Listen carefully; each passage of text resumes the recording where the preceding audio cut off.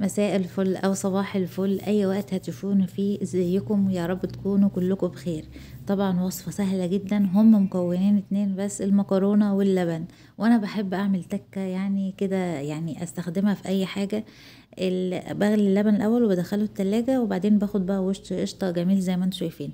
معانا كريم شانتيه ومعلقتين نشا. انا هنا عايزة اعرفكم الفرق بين الكريم شانتيه والنشا.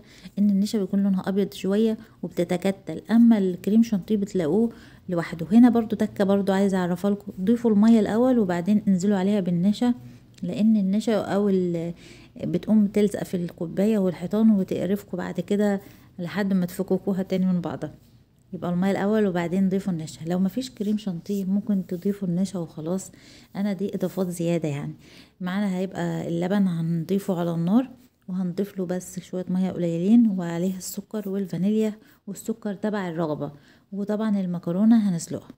السكر يعني زودوه او قللوه تبع ما تحبوا. المكرونة لما تتسلق واللبن هيبتدي خلاص هيغلي، هنضيف بقى المكرونة للبن يغلوا كمان غلوتين كده مع بعض عشان تستوي اكتر. احنا بنسوي المكرونه كمان شويه.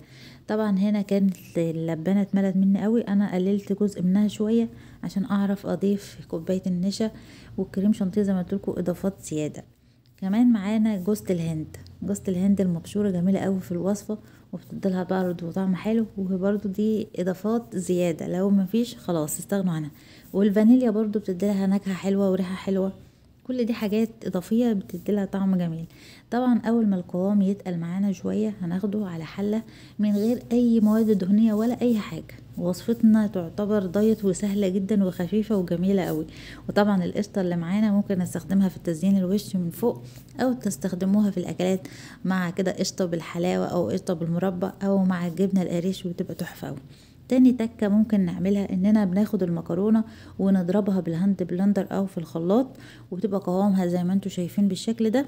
وهنضيف لها نفس الاضافات التانية اللي هنضيف لها النشا مع الكريم شانتيه وجوز الهند والفانيليا والسكر وشوية لبن كمان، وهنسيبها تغلي غلوة على النار، وهنضيف لها النشا. اول ما القوام بتاعها يتقل هنضيفها برضو. انا كنت عاملاها في نفس الصينيه، يعني كانت صينيه نفس الصينيه ازاز، ودهنتها من على الوش برضو القشطه. كانت بجد في التكه دي مقرمشه من على الوش قوي، في اللي هي اللي كانت المكرونه المضروبه. انا بصراحه حبيت المضروبه، مش عارفه ليه، بتبقى حلوه برضو للاطفال، هتبقى سهله قوي في الاكل. وهنا برضو الوصفه ديت انا يعني سبتها الاول، كانت وهي سخنه كانت كريمي كده وسايحه، دخلتها بس الفرن. وشغلت الفرن من تحت. كان الاول الشوايه بس، شغلت كمان من الفرن من تحت، فتقلت القوام تقل معايا وبقى خدت لون من فوق ومن تحت.